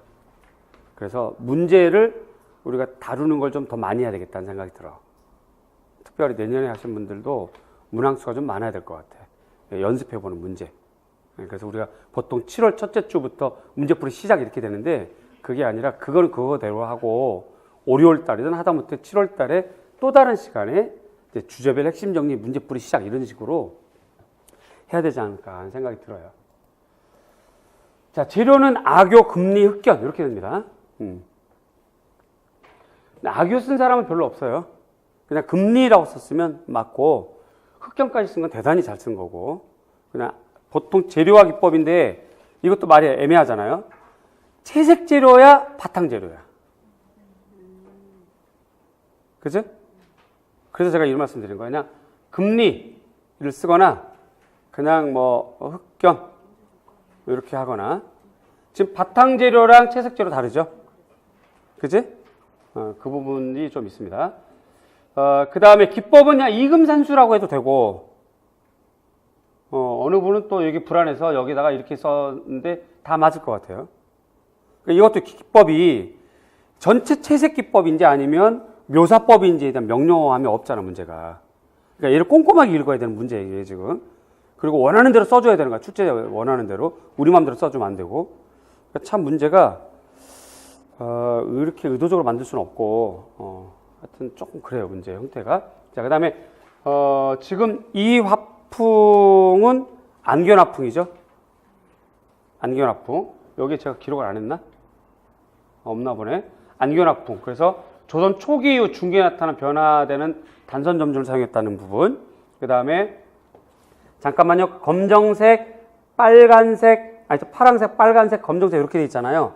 요것 중에서 하나만 써도 돼. 왜냐하면 여기서 특징을 몇 개 써라라고 돼 있지 않죠. 그 화풍에서 변화된 특징을 작품에서 찾아 서술하라고 돼 있지 몇 개를 쓰라는 얘기는 없어요. 이해가죠? 그래서 한 개만 써도 사실은 뭐 하자가 없는 거야. 근데 이 작품에는 이렇게 다 보여. 4개가.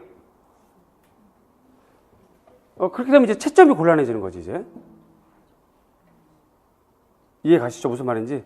근데 어쨌든 이 작품의 또 문헌상의 자료로 보자면 안견화풍의 변화가 단선 점준이 나타나고 두 번째, 초기에 주산 중심의 뚜렷한 산이 사라지고 뭉게구름처럼 물을 이룬 작은 산들이 연이어 서 있는 모습, 아니면 여러 개의 작은 봉우리로 분산된 모습, 아니면 16세기 편파 3단 구도.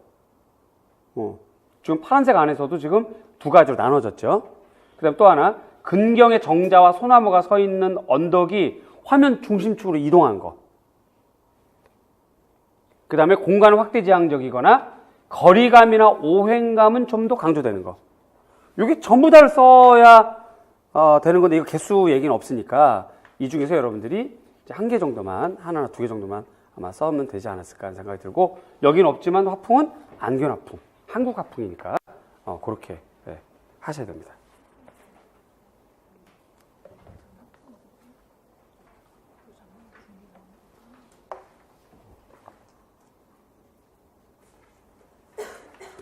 어느 색으로 쓰셨어요? 검정색, 파란색, 빨간색, 어느 색 쓰셨어요?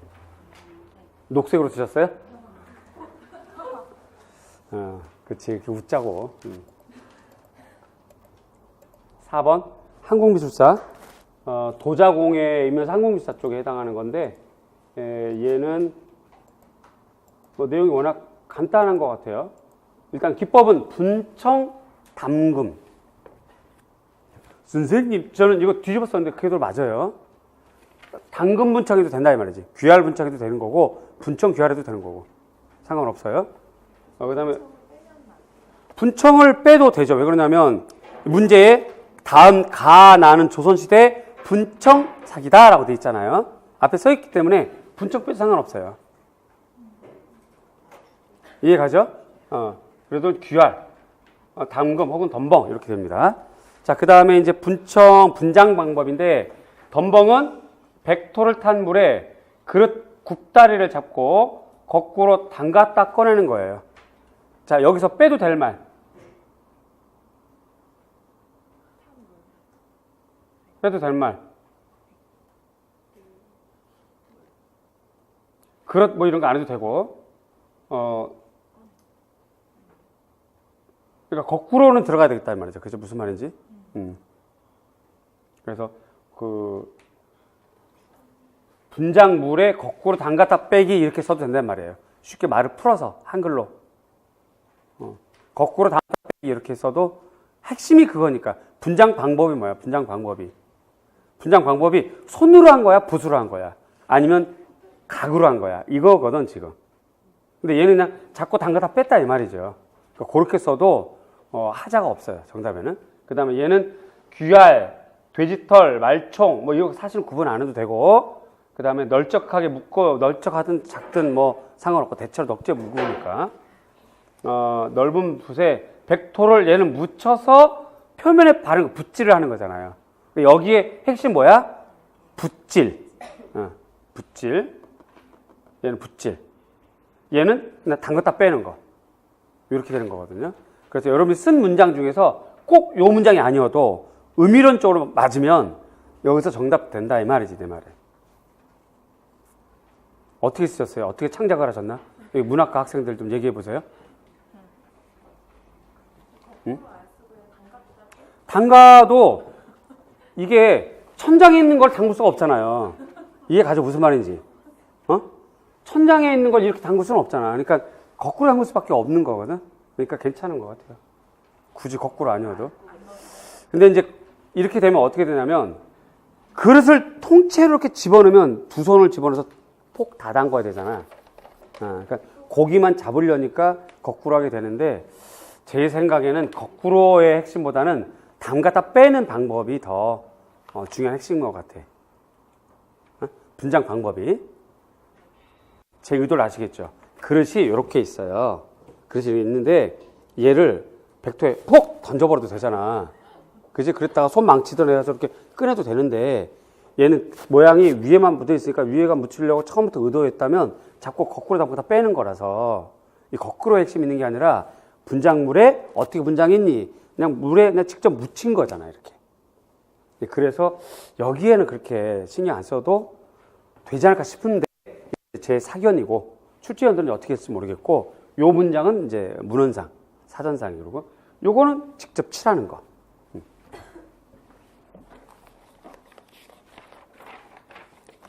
그 다음에 5번.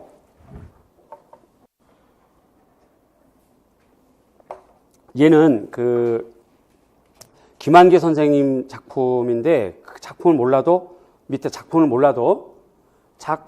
밑에 박스에 조건을 달았잖아요. 수용성 물감 일종이다. 자, 그럼 수용성 물감 되게 많아. 뭐 과슈, 뭐 수채화, 뭐 이렇게 많죠. 아크릴은 정확하게 따지면 중합성이고. 근데 뭐 어쨌든 그러나 저러나 더 밑에 있는 거 색채가 화면에 밀착될 수 있도록 수용성 접착 용제라고 되어 있잖아요. 수용성 접착 용제. 그래서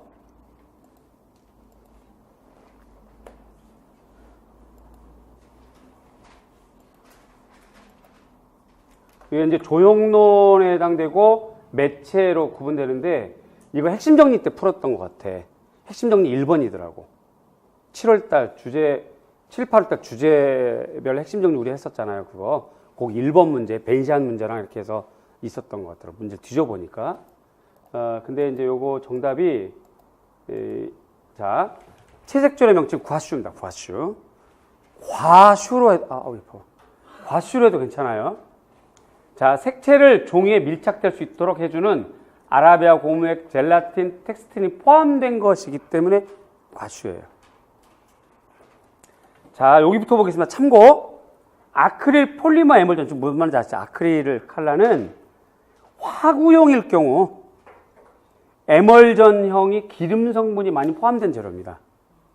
그리고 안료랑 섞어서 수분을 가지고 이제 만들었다가 얘가 이제 수분이 날아가면서 화면에 아예 딱 붙어버리는 게 아크릴의 성분인 거고, 원자재로 따지자면 에멀전 수지가 화우용 에멀전은 기능 성분이 좀 있어요.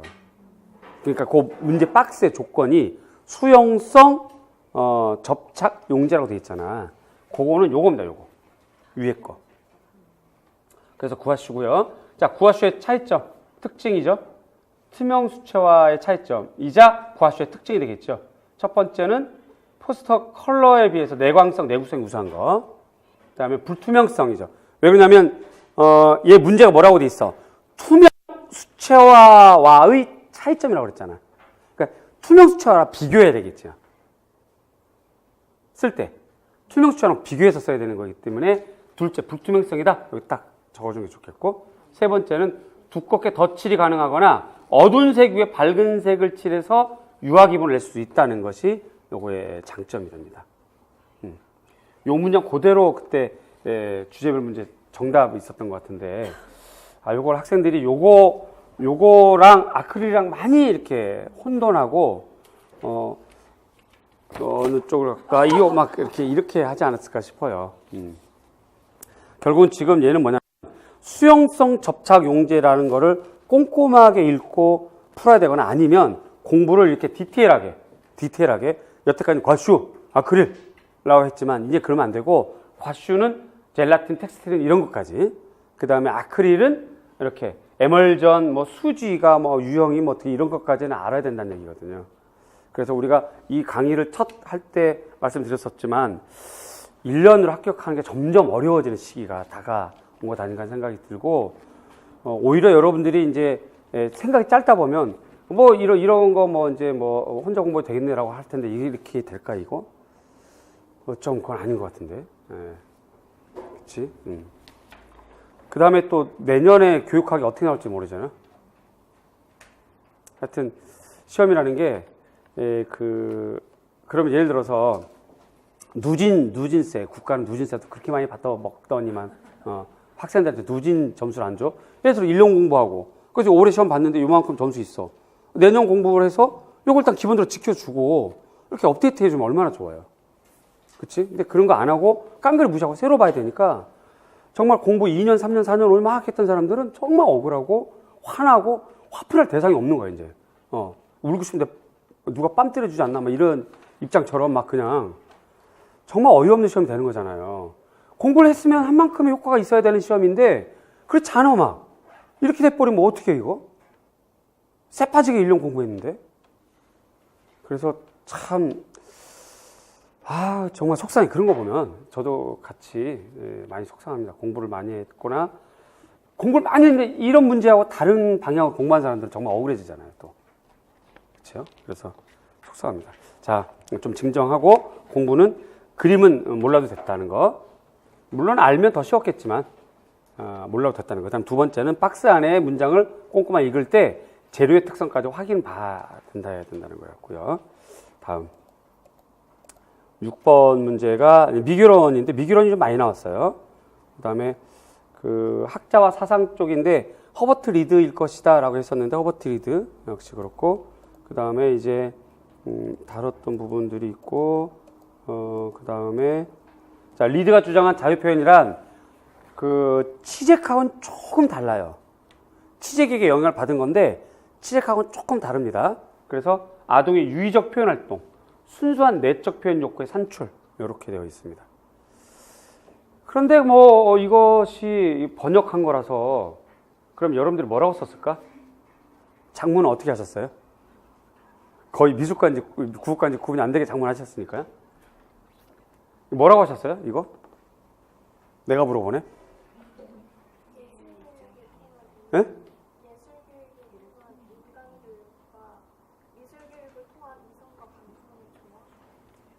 일단 자유표현이란이라고 하는 그 개념을 자유표현이란 뭐 조화로운 조화가 핵심이네. 지금 불러준 문장을 제가 그대로 다 이렇게 복창할 수는 없고 불러준 문장의 핵심인 조화인 거네, 그죠? 이성과 감성의 조화인 거죠, 그죠? 그러니까 조화롭고 균형 잡힌 전인적 인간상 육성과 관련되어 있는 거니까 그렇게 맞을 것 같아요. 그 다음에 이 문제에서 그 미술표현 유형의 분류가 시사하는 바가 수업 상황과 관련해서 두 가지 써주래라. 수업 상황을 봤더니 교실 수업에서 학생들이 능동적으로 자신의 생각과 느낌을 표현하려고 하지 않아요.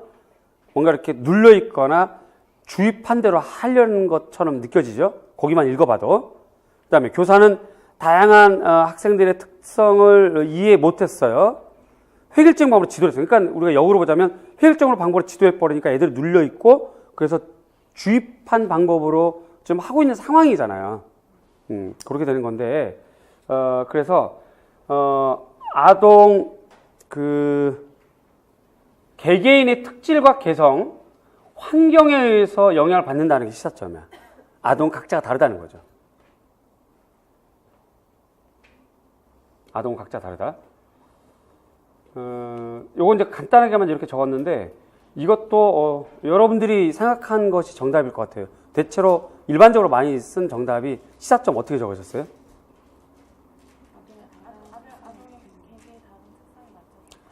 다양한 특성을 맞춰서 그러면 되는 거고 또 어떻게 쓰셨어요?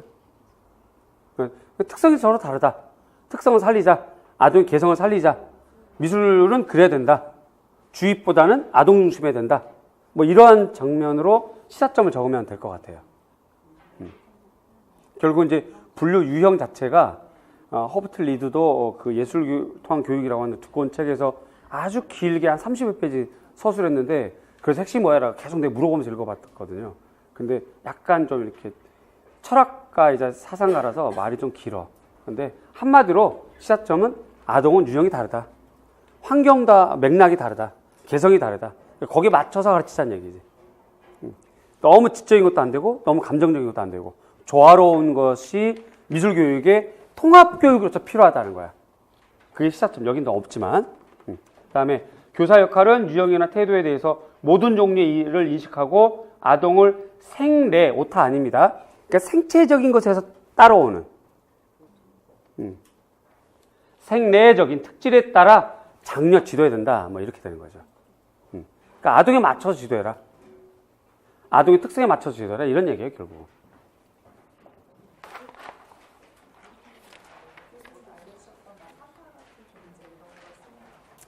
삼파. 그러니까 뭐 교사는 정원사다. 뭐 물론 이제 정원사는 그 치젝이라든가 프레벨 쪽 계열인데 뭐 그렇게 써도 되죠.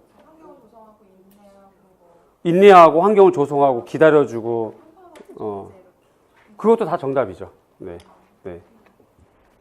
교사의 역할은 그런 거니까. 그러니까 리드가 요구했던 교사는 그 이해중심 미술학자처럼 주입하는 교사가 아니고, 혹은 이전에 있었던 표현기능 중심 미술교육 그 스미스와 같이 이렇게 강제적으로 이렇게 드로잉을 따라 그리게 하거나 그렇게 하는 게 아니라 그냥 너희들 마음대로 왜 맡겨줄게의 개념이거든. 그래서 끄집어내는 거거든요.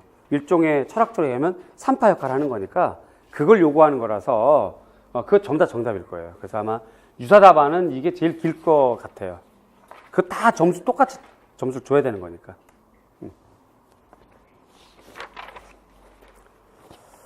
다음 7번. 종이 나올 줄 알았는데 또 이렇게 중국 종하고 또 이렇게 비교할 줄이야. 어쨌든 금속공예도 포함이 되겠고 항공지사도 포함이 될 테고요. 그 다음에 어쨌든 9월 달에 한번 풀어봤네 우리가. 그래서 지금 이렇게 됩니다. 용류, 머리가 크고 입을 벌린 채 마치 종을 물어 올리는 듯한 형상, 또는 두 발로 천팔을 움켜쥔 자세. 형상적인 특징이잖아요 지금요. 한국종 형상적인 특징. 역시 몇 개 써란 얘기 없죠. 그러니까 이게 서로 각각 다른 모양이에요 지금. 근데 어쨌든 전체적으로는 이런 건데 두 개를 다 써야 꼭 정답이 된다는 얘기는 아니란 말이에요 내 말은. 그 다음에 중국종은 보통 용류가 두 마리예요. 일본종도 마찬가지고. 그 다음에 쌍용류로 되어 있다는 거죠. 그 다음에 용통이 없어요. 그 다음에 그 안에 그 구멍이 안 뚫려 있어요. 그 용통이라고 그러죠. 그 다음에 천판이 붙어 있는 그 부분이, 이게 천판이면 이게 음통이 있으면 여기에 제 수업할 때도 얘기했지만 500원짜리 크기 정도 구멍이 뚫려 있다고 그랬잖아. 그게 한국 쪽만 있고 중국 쪽과 일본 쪽은 없어요. 근데 여기 겉으로는 안 보여. 어쨌든 용류와 관련되어 있는 것이 차이점입니다. 이게. 그 다음에 가나에 새겨진 비천상의 종류, 굉장히 거창하게 물어봤는데 그냥 명칭이 다는 악기 불고 있으니까 주악천인상, 라는 향로 받쳐든 공양자상, 이거예요. 무슨 뭐 비로자나 불 공양상 이런 게 아니고 그냥 모양대로. 조금 허탈할 것 같은데 이거.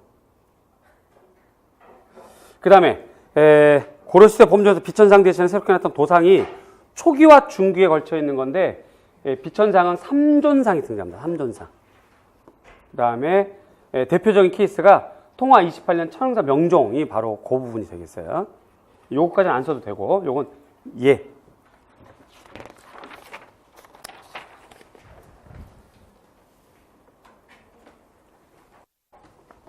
논술 문제.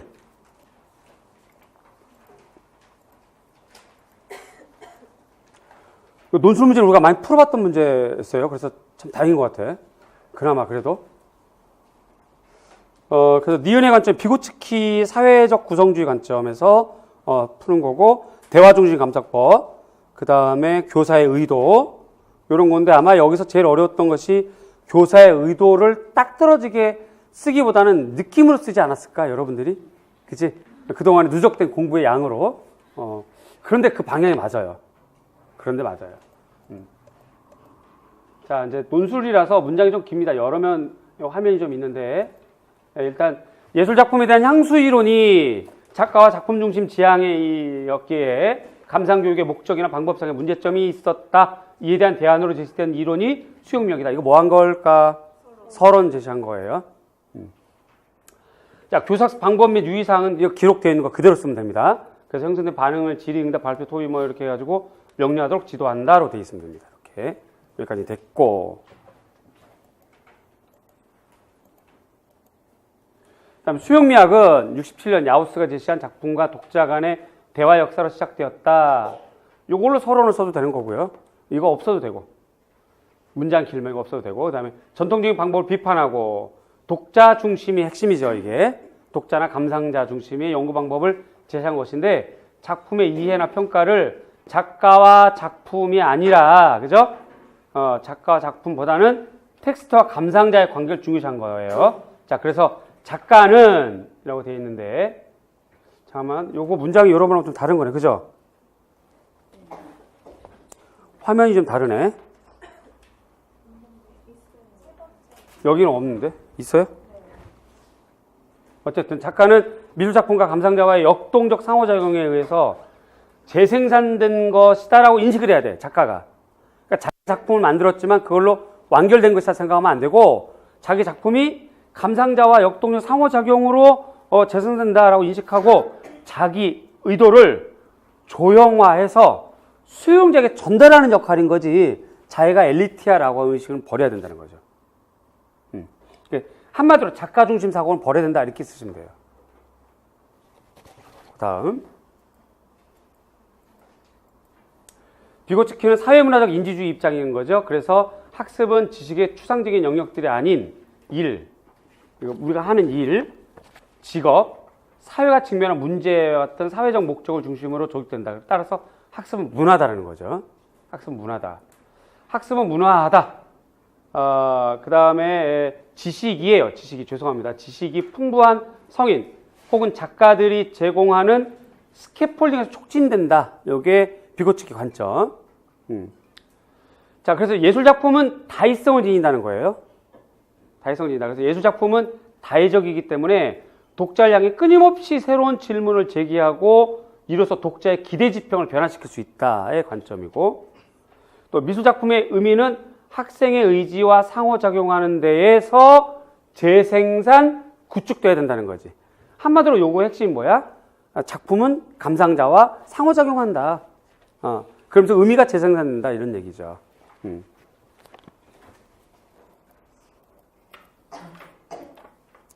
그래서 이상적 감상자는 텍스트와 독자 사이의 역동적인 상호작용이라는 입장에서 이상적 감상자로서 인정받게 된다는 얘기예요. 이 얘기는 성립된다. 다시, 텍스트와 독자 사이의 역동적인 상호작용이라는 입장에서 이걸 할 때만 이상적 감상자가 되는 거지. 그러니까 감상자의 역할, 그죠? 감상자 역할을 써라라고 되어 있으니까 이렇게 좀 먼저 깔고, 요 말 없어도 자신의 심미적 발달 능력에 따라 미술작품을 주관적으로 자기 경험적으로 관찰, 해석하는 게 이상적인 감상자 역할이에요. 이렇게 써주면 됩니다. 이 아랫줄로. 이 윗줄은 좀 어려우니까. 그죠?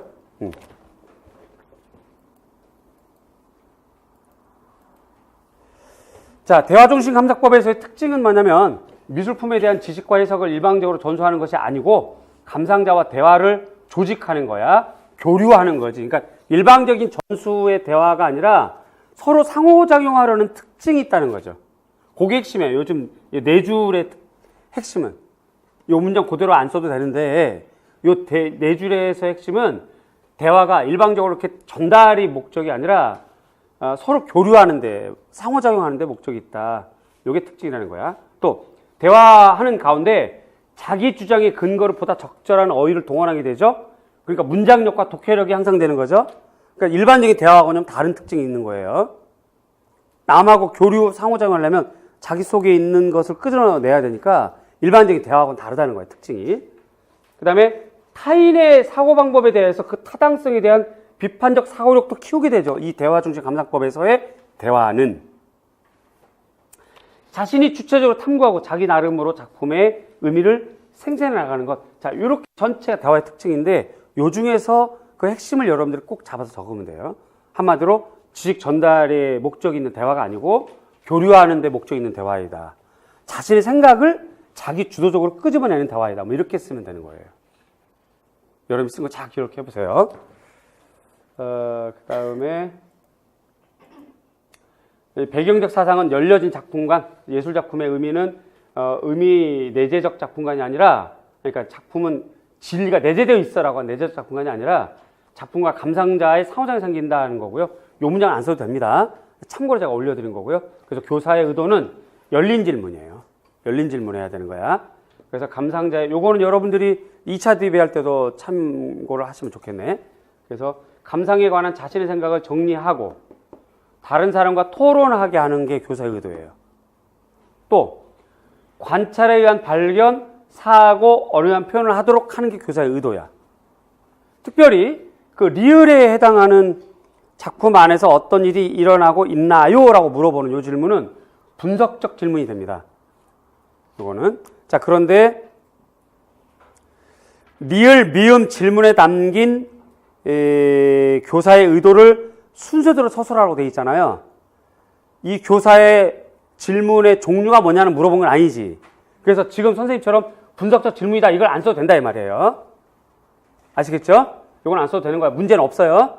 근데 이제 설명하려면 분석적 질문이 되는데 이거는 작품에 있는 여러 가지 요소를 분석하게 하는 거야. 그게 의도인 거지. 미음은 평가적 질문입니다. 감상자의 견해나 판단을 묻는 그 의도가 있는 거죠. 그래서 감상자 이야기의 수용, 교사와 감상자 간의 서로 교류, 감상자 이야기의 통합, 학습 전개와 정리하려는 의도에서 이 질문한다 이 말인데 여기 질문의 유형까지 안 적어도 됩니다. 여기까지 안 적어도 돼요. 자, 그래서 이제 시험의 경향은 나중에 12월 달에 제가 이제 내년 강의 안내할 때 말씀드리겠지만 이게 문제가 그동안의 유형과 좀 많이 달라졌다는 거. 그 다음에 우리가 좀 주지해야 될 부분은 기출된 문제도 이제 또 나온다는 거. 그 다음에 굉장히 좀 디테일하게 좀 들여다봐야 돼서 마치 선택형 시절의 문제를 보는 공부하는 방식을 채택해야 된다는 거. 많은 책을 봐야 된다는 거죠. 그 다음에 현대 작가 같은 경우는 중요한 유파에 소속된 중요 작가뿐만 아니라 주변 작가의 작품까지 우리가 계속 작품을 찾아보는 그런 공부의 방향이 시험 방향에 맞지 않겠나 생각이 듭니다. 다시 말씀드리지만 이거는 이 정답을 말씀드린 건 뭐 홍보나 이런 것도 아니고 여러분들이 자꾸 이렇게 실기할 때 좀 흔들리고 막 이렇게 괴로워할까봐 그런 건데 그냥 귀 닫고 부산이든 대구든 어디든 대전이든 서울이든 실기 열심히 하시는 게 가장 좋아요. 또 교직 면접 충실하게 외우시고 그리고 여러분이 못 쓴 거는 지금 확인해 봤잖아. 그쵸? 대답도 확인해 봤는데 여러분이 못 쓰고 여러분이 안 쓴 거는 남들도 못 쓰고 안 쓴 거야. 의외로 어려웠던 내용도 많고 그러니까 너무 상심하지 말고 침착하게 끝까지 이제 점수 나오는 것까지 보시고 인터넷에서 뭐 이런 뭐 점수 뭐 이런 거 하지 말고 실기 준비 잘 하세요. 힘내 잘 하십시오. 또 이 영상 보러 보는 부산, 대전, 대구 학생들도 침착하게 잘 하시길 바랍니다. 지금까지 정선생이었습니다. 고맙습니다. 감사합니다.